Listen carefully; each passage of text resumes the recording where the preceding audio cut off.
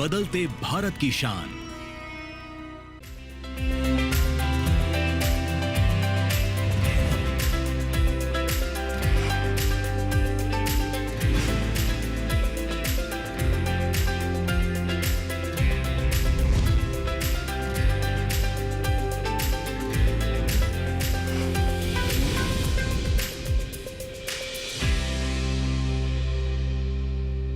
नमस्कार, आप देख रहे हैं दूरदर्शन किसान चैनल। सफल किसान कार्यक्रम में मैं अदिति शर्मा आप सभी का स्वागत करती हूँ। हमारे इस कार्यक्रम में हम आपको देश के कुछ ऐसे किसानों से मिलवाते हैं जो कृषि के क्षेत्र में कुछ नया कर रहे हैं, कुछ अलग कर रहे हैं।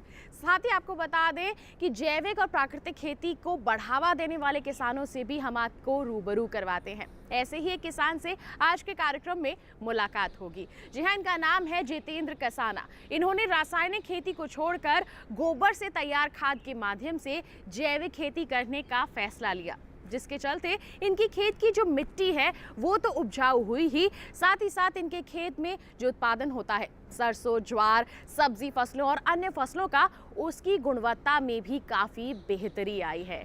अपने क्षेत्र में जैविक खेती और पशुपालन के चलते इनको एक अलग पहचान भी मिल चुकी है। तो फिर आइए इनकी दास्तान को जानने के लिए रुख करते हैं उत्तर प्रदेश के गाजियाबाद के सिरोरा सलेमपुर गाँव का।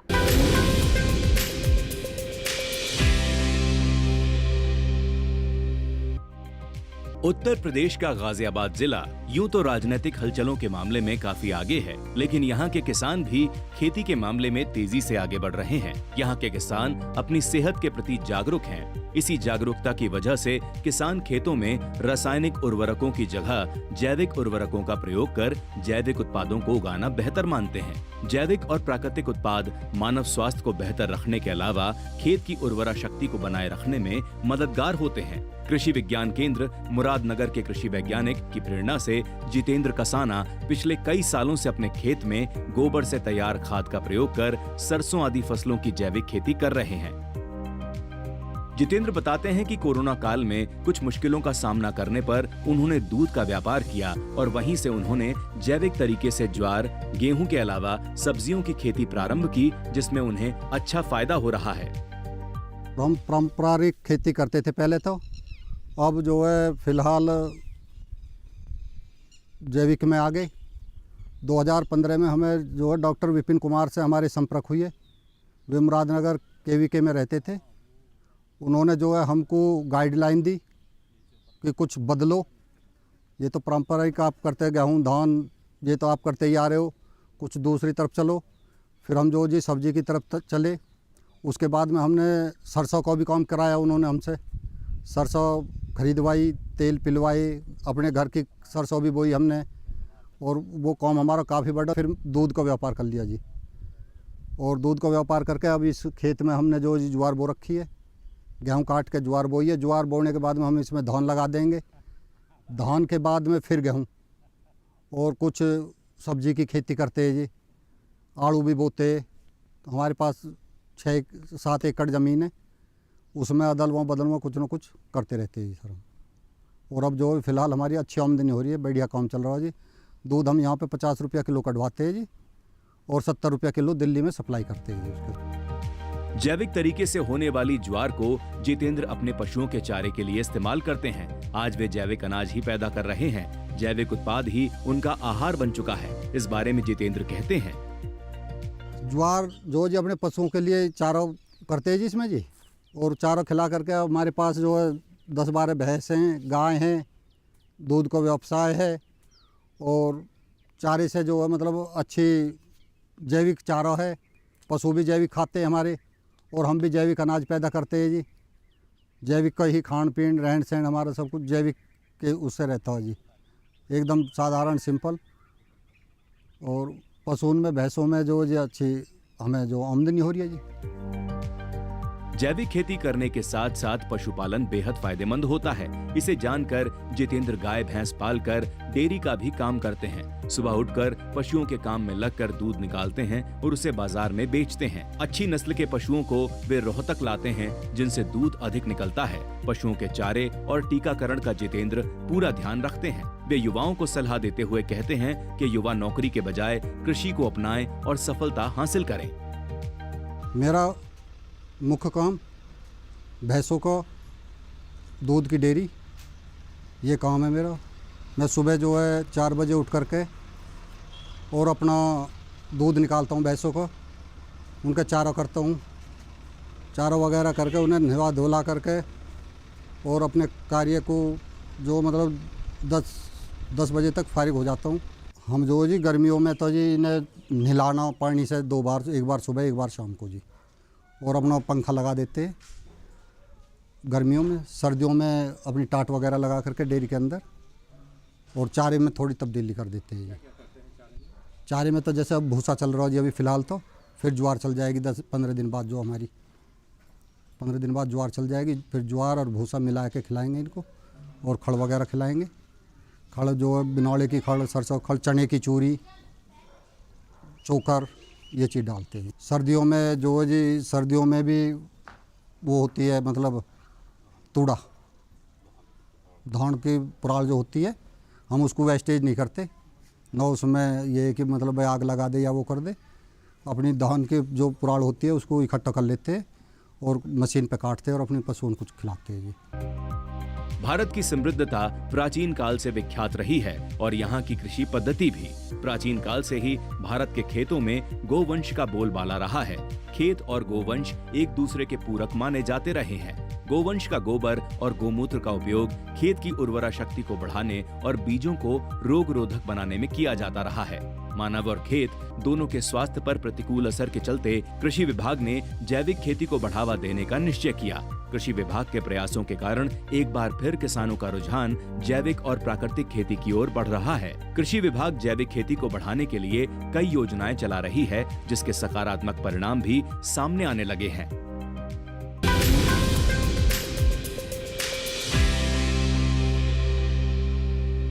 यहाँ वक्त हो चला है एक छोटे से ब्रेक का। आप कहीं मत जाइए। ब्रेक के बाद हम जैविक खेती और प्राकृतिक खेती को बढ़ावा देने की दिशा में राष्ट्रीय जैविक और प्राकृतिक खेती केंद्र के प्रयासों के बारे में जानेंगे किस तरह से ये केंद्र हमारे किसानों को प्रोत्साहित कर रहा है कि वो जैविक और प्राकृतिक खेती को अपनाएं और अपने लिए उसे फायदेमंद बनाएं। बने रहिए दूरदर्शन किसान पर, देखते रहिए कार्यक्रम सफल किसान।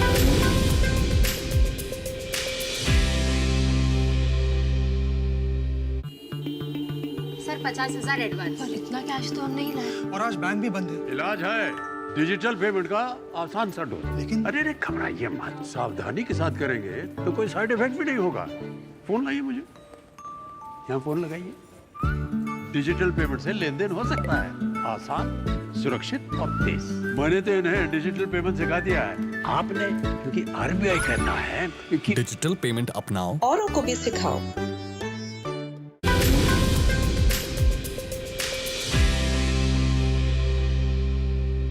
ब्रेक के बाद दूरदर्शन किसान के कार्यक्रम सफल किसान में आप सभी का फिर से स्वागत।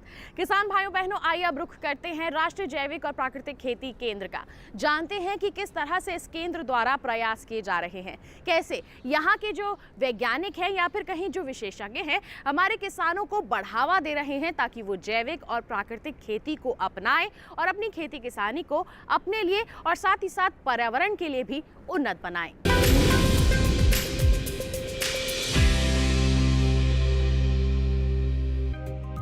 खेतों में रासायनिक खादों के चलते उगने वाली फसलों के दुष्प्रभावों को देखते हुए किसानों को जैविक और प्राकृतिक खेती की ओर मोड़ने का प्रयास किया जा रहा है। जैविक और प्राकृतिक खेती की ओर किसानों को आकर्षित करने के लिए राष्ट्रीय जैविक एवं प्राकृतिक खेती केंद्र की स्थापना की गई है। इस दिशा में संस्थान अपनी गतिविधियों के माध्यम से किसानों को जैविक और प्राकृतिक खेती की ओर मोड़ने का प्रयास कर रही है। इस बारे में जानकारी देते हुए संस्थान के निदेशक डॉक्टर जगनेश शर्मा जी बताते हैं। हमारा जो संस्थान है वो देश में जैविक एवं प्राकृतिक खेती को बढ़ावा देने के लिए प्रमुखतः यहाँ पर कार्यरत है और हमारे जो संस्थान है इसके 4 मुख्य मैंडेट्स हैं, जो कार्य हैं हमारे। सबसे पहला जो है हमारा कार्य वो ट्रेनिंग है, कैपेसिटी बिल्डिंग है, किसान भाइयों से लेके और सभी जितने भी एक्सटेंशन ऑफिसर्स हैं, कृषि वैज्ञानिक हैं, उन सब के साथ मिल के जो है हम कृषि के जितने भी जैविक कृषि के ट्रेनिंग्स हैं, हमारे जो प्रशिक्षण के प्रोग्राम हैं वो चलाते हैं। और कैपेसिटी बिल्डिंग करना सभी स्टेक होल्डर्स की, ये हमारा सबसे पहला दायित्व है। दूसरा जो है हमारा प्रमाणीकरण है कि प्रक्रिया को सुचारू रूप से चलाना है देश में। आपको पता ही है कि 2 प्रकार की प्रमाणीकरण की प्रक्रियाएं हैं देश में। पहली तो है थर्ड पार्टी सर्टिफिकेशन, जो अपेडा एजेंसी है मिनिस्ट्री ऑफ कॉमर्स, उनके द्वारा चलाई जाती है, जो एक्सपोर्ट के लिए और डोमेस्टिक ट्रेडिंग के लिए दोनों के लिए कार्य करती है। राष्ट्रीय जैविक एवं प्राकृतिक खेती केंद्र किसानों को ट्रेनिंग के अलावा उत्पादित फसलों के प्रमाणीकरण और उसकी टेस्टिंग की दिशा में भी काम करती है। इनका पूरा प्रयास रहता है कि लोग जैविक तरीके से उगाई जाने वाली फसलों को अपनाएं और स्वस्थ जीवन जिएं। इसलिए संस्थान जैविक उत्पादों का प्रमाणीकरण करती है कि ये उत्पाद पूर्णतया जैविक हैं। इस बारे में एपीडा के अलावा किसान भाई भी फसलों का प्रमाणीकरण कर सकते हैं। इस बारे में डॉक्टर जगनेश शर्मा जी बताते हैं। हमारा जो संस्थान है मिनिस्ट्री ऑफ एग्रीकल्चर का, हमारे यहाँ पर पीजीएस सेक्रेटरीट है जिसका नाम है participatory guarantee system of certification. तो ये सर्टिफिकेशन ग्रुप बेस्ड सर्टिफिकेशन है और जैसे कि आपने नाम सुना पार्टिसिपेटरी, मतलब किसानों द्वारा खुद का निरीक्षण खुद करके और खुद ही अपना पीयर इंस्पेक्शंस, पीयर अप्रेजल्स के द्वारा डिक्लेयर करना कि हाँ हम जो है केमिकल फ्री फार्मिंग कर रहे हैं और हमारी जो है जैविक खेती हम जैविक कर रहे हैं और स्टैंडर्ड्स और जो मानक हैं उनके आधार पर जैविक खेती कर रहे हैं। तो इस प्रकार की जो सर्टिफिकेशन की प्रक्रिया है वो भी हमारा दूसरा दायित्व है। और तीसरा जो हमारा मैंडेट है वो है टेस्टिंग का। हमारे यहाँ पर हमारे संस्थान के साथ हमारे 5 और संस्थान हैं जिनका हम क्षेत्रीय संस्थान कहते हैं और जो रीजनल सेंटर हैं हमारे अलग अलग देश के अलग अलग हिस्सों में हैं। जैसे कि हेडक्वार्टर गाज़ियाबाद से शुरू करें यहाँ पर, तो ये जो संस्थान है यहाँ पर लेबोरेटरी भी है। जो ऑर्गेनिक जो इनपुट्स हैं जैसे ऑर्गेनिक फर्टिलाइज़र्स हैं, बायो फर्टिलाइज़र्स हैं, जो फर्टिलाइज़र कंट्रोल ऑर्डर 1985 है उसके तहत हमारी लैब्स जो हैं वो नोटिफाइड हैं। और हमारी जो हेडक्वार्टर की लेबोरेटरी है वो तो NABL एक्रेडिटेड भी है। और इसके अलावा बेंगलोर की लेबोरेटरी है RCONF बेंगलोर और RCONF नागपुर है। और इसके अलावा जो है हमारी RCONF भुवनेश्वर है। इसके अलावा हमारे RCONF मणिपुर है।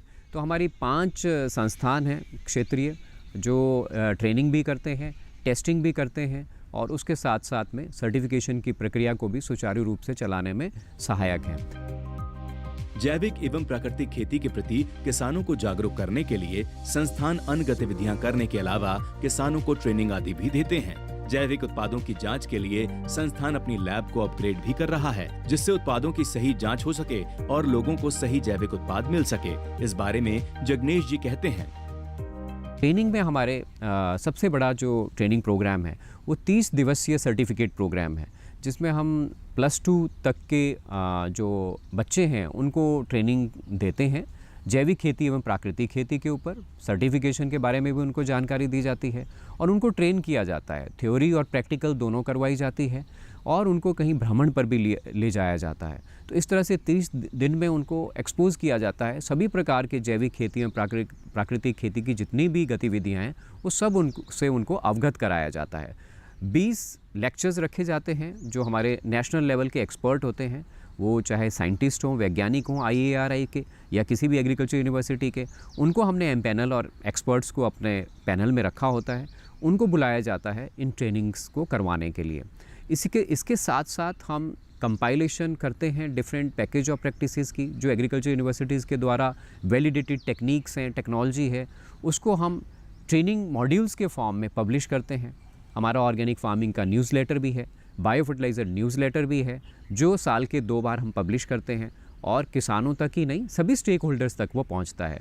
एग्रीकल्चर यूनिवर्सिटीज़ में भी जो बच्चे पढ़ाई करते हैं उनके लिए भी ये न्यूज़लेटर उनकी लाइब्रेरी में उपलब्ध होता है। तो इस तरह से हमारा संस्थान ट्रेनिंग की जो प्रक्रिया है उसको सुचारू रूप से चलाता है।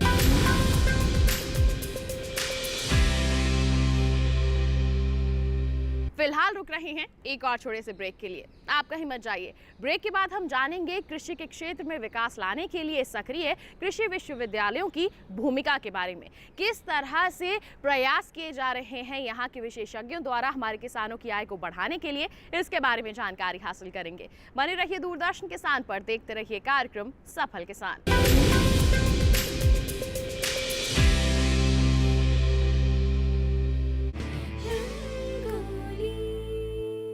वो एक्टर जो थे फिल्म इंडस्ट्री के पहले कुमार, देख के तेरी नजर बेकरार हो गई। वो कलाकार को एक्टर होने के साथ साथ ही होम्योपैथी की अच्छी जानकार। रेलगाड़ी बीच वाले स्टेशन बोले रुक रुक रुक रुक रुक रुक रुक रुक। पद्म भूषण अशोक कुमार जी के सदाबहार गीत और उनकी जिंदगी से जुड़े किस्से जानने के लिए देखिए रंगोली। बाबू समझो इशारे हॉर्न पुकारे बम बम बम। इस रविवार 13 अक्टूबर सुबह 8 बजे सिर्फ डीडी नेशनल पर, देश का पहला चैनल, देश का अपना चैनल।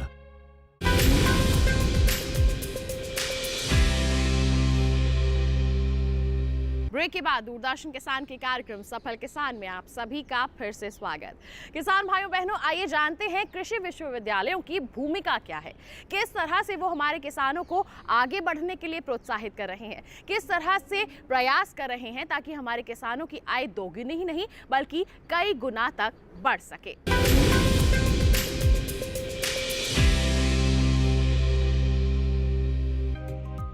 पिछले कुछ सालों में भारत ने दुनिया भर में खाद्य आपूर्ति सुनिश्चित करके प्रमुख कृषि प्रधान देश की इमेज बनाई है और ये सब संभव हुआ है देश के विभिन्न क्षेत्रों में काम कर रहे कृषि विश्वविद्यालयों के अधिकारियों की ओर से किसानों को मिलने वाली कृषि संबंधी मार्गदर्शन से। मेरठ जिले के मोदीपुरम में स्थित सरदार वल्लभ भाई पटेल कृषि एवं प्रौद्योगिकी विश्वविद्यालय के प्रसार निदेशालय में कार्यरत डॉक्टर सिंह बताते हैं। सरदार वल्लभ भाई पटेल कृषि एवं प्रौद्योगिकी विश्वविद्यालय मेरठ के प्रसार निदेशालय के नियंत्रण में 18 जनपद आते हैं, जिसमें 4 मंडल हैं और इन 18 जनपदों में 20 कृषि विज्ञान केंद्र कार्यरत हैं।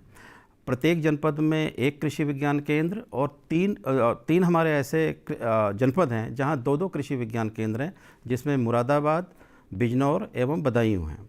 प्रसार निदेशालय कृषि विज्ञान केंद्र के माध्यम से तकनीकी हस्तांतरण में अपना योगदान दे रहा है, जिसमें हमारा जो मुख्य रूप से हम जो खेती में लगे किसान भाई हैं उनके लिए, महिलाओं के लिए और खेती में युवाओं का रुझान बढ़ाने के लिए हम तकनीकी रूप से उनको सशक्त बनाने में लगे हुए हैं। और जो भी इस पश्चिमी उत्तर प्रदेश की प्राथमिकताएं हैं उन पर प्रसार निदेशालय कृषि विज्ञान केंद्र के वैज्ञानिकों के माध्यम से तकनीकी हस्तांतरण करा रहा है, जिसमें मुख्य रूप से अगर हम कहें तो क्रॉप रेजिड्यू मैनेजमेंट, क्योंकि फसल अवशेष प्रबंधन की बहुत आवश्यकता है पश्चिमी उत्तर प्रदेश में, जहां पर धान और गेहूं का फसल चक्र है और गन्ने में भी है, जहां पर पराली जलाने की बात होती है, गन्ने की पत्ती जलाने की बात होती है, वहां पर हम किसान भाइयों को जागरूक करने का कार्य कर रहे हैं।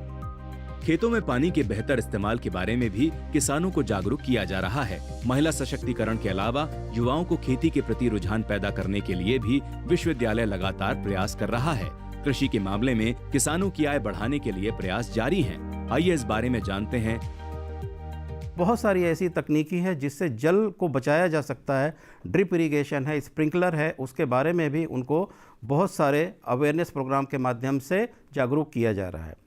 इसके अलावा जो महिलाएं हमारी हैं उनके सशक्तिकरण के लिए विशेष हमने एक अभियान चलाया हुआ है, जिसमें माननीय राज्यपाल महोदया जी के निर्देशन में हमने 1000 अशिक्षित महिलाओं को प्रशिक्षण दिया है, जिसमें से 73 महिलाओं ने अपना लघु उद्योग स्टार्ट किया है और उसके माध्यम से वो स्वयं भी अपना आय का अर्जन कर रही हैं और उन्होंने 4 से 5 लोगों को और भी उसी गांव में रोजगार मुहैया कराने का कार्य किया है। तीसरा जो हमारा जो सबसे बड़ा टारगेट ग्रुप है वो है आज का युवा आज विमुक्त हो रहा है खेती की तरफ से, तो उनको खेती में रुझान किस तरह से पैदा किया जाए उसके लिए हम उनका एक स्किल ओरिएंटेड ट्रेनिंग करा रहे हैं और इस स्किल ओरिएंटेड ट्रेनिंग के माध्यम से विशेषकर हम 3 से 4 चीज़ों पर फोकस कर रहे हैं, जिसमें मधुमक्खी पालन, मछली पालन और मशरूम और पोल्ट्री, क्योंकि ये एक चारों चीज़ें इस तरह की हैं जो कि आय का अतिरिक्त साधन भी देती हैं और इनका खेती के साथ सामंजस्य भी है। और हमारे पास आज बहुत सारे ऐसे मॉडल युवा हैं जिन्होंने बहुत अच्छा इस दिशा में कार्य किया है।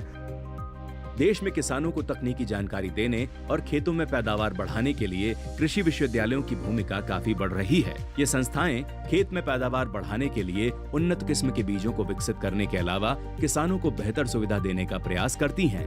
मेरठ का सरदार वल्लभ भाई पटेल कृषि एवं प्रौद्योगिकी विश्वविद्यालय भी कृषि के क्षेत्र के विकास में जुटा हुआ है। इस बारे में बता रहे हैं विश्वविद्यालय के कुलपति डॉक्टर के सिंह। हमारे विश्वविद्यालय के कार्य क्षेत्र 4 मंडल, जिसमें कि सहारनपुर, मेरठ, मुरादाबाद और बरेली, इन 4 मंडलों के 18 जिले आते हैं और इसके अंतर्गत 20 हमारे कृषि विज्ञान केंद्र हैं। और विश्वविद्यालय का मैंडेट कृषि क्षेत्र के में शिक्षा देना, स्नातक, स्नातकोत्तर और पीएचडी ये सब प्रोग्राम हैं।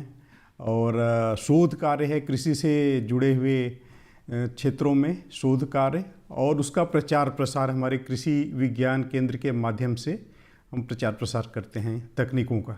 इसमें हम लोग उद्यमिता विकास पर प्रशिक्षण कार्य देते हैं अलग अलग क्षेत्रों में कृषि के, चाहे वो मुर्गी पालन हो, मशरूम का प्रोडक्शन हो या बकरी पालन हो, हमारा नेचुरल फार्मिंग में, ऑर्गेनिक फार्मिंग में और मोटे अनाज से जुड़े हुए प्रसंस्करण, मोटे अनाजों का उसका उत्पादन और प्रसंस्करण, इस सब पर हम लोग उनको प्रशिक्षण देते हैं। भारत की अर्थव्यवस्था कृषि पर निर्भर है। आज के दौर में कृषि विश्वविद्यालयों, कृषि विभाग से जुड़ी संस्थाओं और कृषि विज्ञान केंद्रों में कार्यरत अधिकारी व वैज्ञानिक किसानों को प्रगतिशील बनाने में सक्रिय हैं। हर किसी का प्रयास है कि खेतों में उत्पादन बेहतर हो और किसानों की आय बढ़े। पश्चिमी उत्तर प्रदेश के करीब 18 जिलों में किसानों और खेतों की दशा सुधारने और जैविक खेती को बढ़ाने में मेरठ का सरदार वल्लभ भाई पटेल कृषि एवं प्रौद्योगिकी विश्वविद्यालय एवं अन्य संस्थाएं सक्रिय हैं। ऐसे में किसान इनकी राय लेकर उत्पादन को बेहतर बना सकते हैं।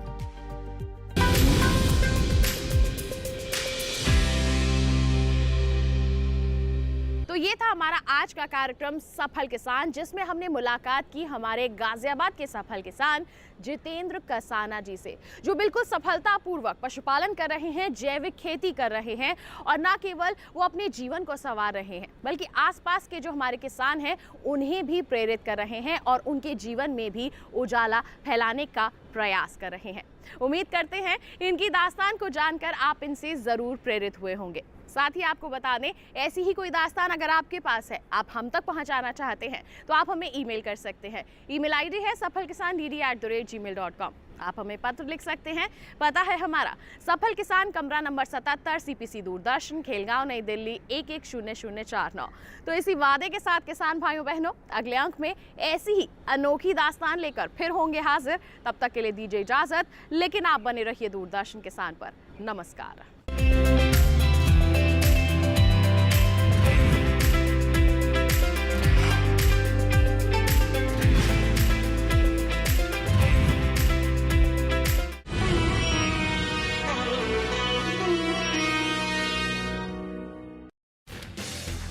Indian television